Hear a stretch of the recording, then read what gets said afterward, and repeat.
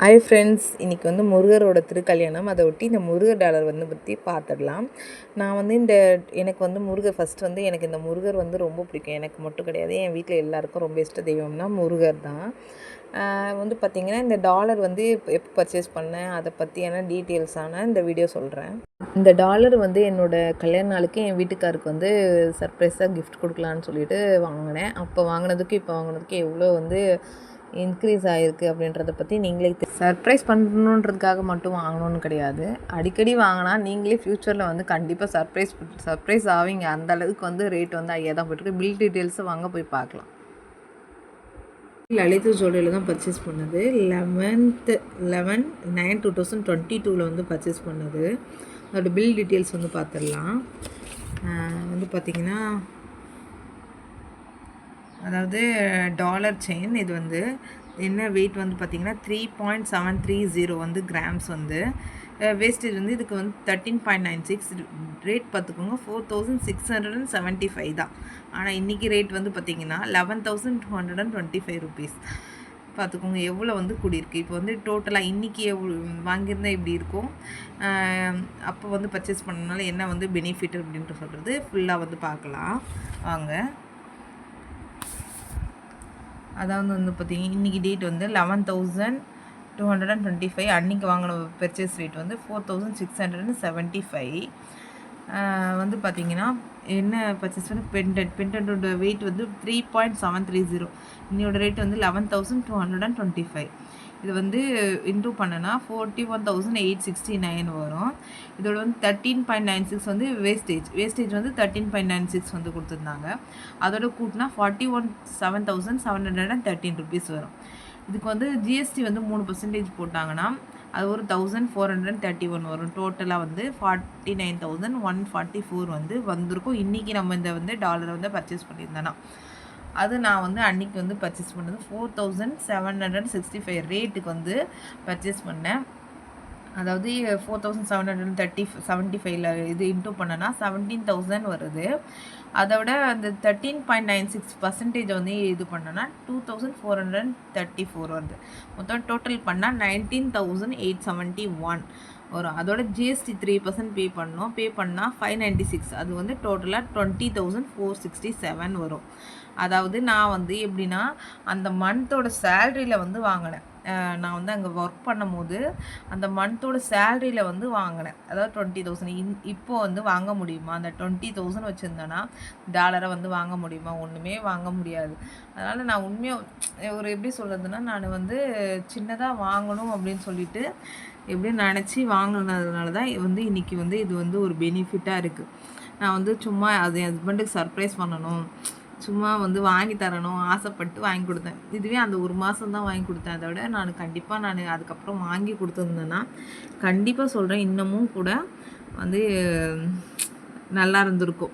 நான் அந்த ஒரு மாதம் எஃபர்ட் எடுத்து நம்ம ஏதாவது சர்ப்ரைஸ் பண்ணணுன்றதுக்காக வாங்கி கொடுத்தேன். அதுவே வந்து நான் ரெகுலராக நம்மளால் ஏதாவது வாங்கிக்கிட்டே இருந்தேன்னா நேற்றுக்கு வாங்கி இருந்திருக்கலாம் எவ்வளவோ. அதனால இதுக்கு மேலே என்ன சொல்கிறேன், அதாவது ஹஸ்பண்ட் வேலைக்கு போனாங்கன்னா அவங்களோட சேலரியில் வந்து வீட்டில் இருக்க தேவைகளை வந்து பூர்த்தி பண்ணிவிட்டு அதுலேயும் சேமிக்கலாம். அது இல்லாமல் ஒய்ஃப் வந்து வேலைக்கு கண்டிப்பாக போனீங்கன்னா அது ஃபுல்லாக சேமிக்க தான் பாருங்கள். வந்து எல்லாத்தையும் எடுத்து போட்டு மொத்தமாக செலவு பண்ணிட்டேன்னா ஒன்றுமே இல்லாமல் போயிடும். இப்போ நான் உண்மையாக சொல்கிறேன், நான் இதை வந்து இந்த டாலரை வந்து என் வீட்டுக்காருக்கு சின்னதாக ஒரு சர்ப்ரைஸ் பண்ணணுன்றதுக்காக தான் வாங்கி கொடுத்தேன். இன்றைக்கி அது நினைக்கும் போது எவ்வளோ வந்து இன்க்ரீஸ் ஆகிருக்குன்னு பார்த்துக்கோங்க. இந்த கேல்குலேஷன்லேயே தெரியும்.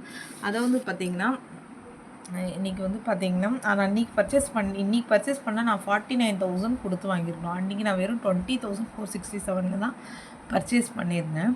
அதாவது பர்சன்டேஜ் வைஸ்ன்னு பார்த்தீங்கன்னா 140% வந்து இன்க்ரீஸ் ஆகிருக்கு.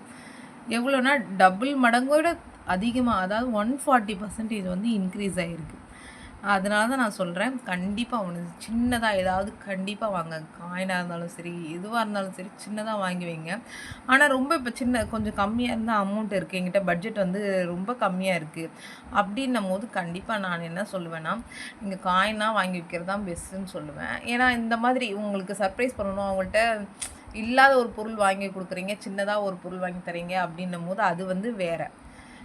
அது வந்து வேறு இல்லை. எனக்கு வந்து எல்லாமே இருக்குது வந்து நான் வாங்கிக்கணும். நான் சொன்ன மாதிரி பார்த்துக்கோங்க. நான் 1 மாதம் சர்ப்ரைஸ் பண்ணணும்னு நினச்சி நான் வாங்கி கொடுத்தனால, அதோட மடங்கு இப்போ 140%. அதுவே நான் அந்த ரெகுலரா போனதில சேலரியில நான் மொத்தமா ஏதாவது ஒரு காயின் அப்போ எடுத்து இப்போ இருக்க அந்த அவேர்னஸ் அப்போ இருந்ததுன்னா, கண்டிப்பா சொல்றேன். நான் வந்து இன்னைக்கு எவ்வளவோ வாங்கி வச்சிருந்திருக்கலாம். இப்போ வந்து எப்படி சொல்றது? இப்போ யோசிக்கிறதுல சரி விடு தப்பு பண்ணிட்டோம். இதுக்கு மேல இந்த மாதிரி தப்பு பண்ணக்கூடாது. அதனால தான் நான் உங்ககிட்ட என்ன சொல்ல வரேன்னா, கண்டிப்பா சொல்றேன். நம்ம இப்போ நினைப்போம், நீ இவ்வளோ தானே அப்படின்னு சொல்லிட்டு நம்ம இதை எடுத்து வச்சு என்ன ஆகிட போகுது அப்படின்னு சொல்லிட்டு நம்ம நினைப்போம். ஆனால் அது வந்து கண்டிப்பாக தப்பான ஒரு விஷயம்.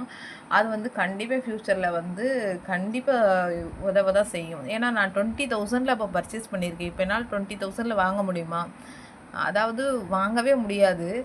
அதனால் எப்போவுமே வந்து நமக்கு கோல்டு வந்து எப்போவுமே ப்ராஃபிட் தான். நீங்கள் வந்து கண்டிப்பாக சொல்கிறேன், கண்டிப்பாக ஏதாவது ஒரு பொருள் வாங்கி வச்சுக்கிட்டே இருங்க. சின்ன அளவுக்கு. ஆனால் காயின் மில்லிகிராம்ஸ் வந்து பார்த்தீங்கன்னு வச்சுக்கோங்களேன், மில்லிகிராம்ஸில் வந்து நமக்கு அதோட வேஸ்டேஜ் வந்து வேஸ்டேஜ்னு போட மாட்டாங்க, மேக்கிங் சார்ஜஸ் தான் போடுவாங்க.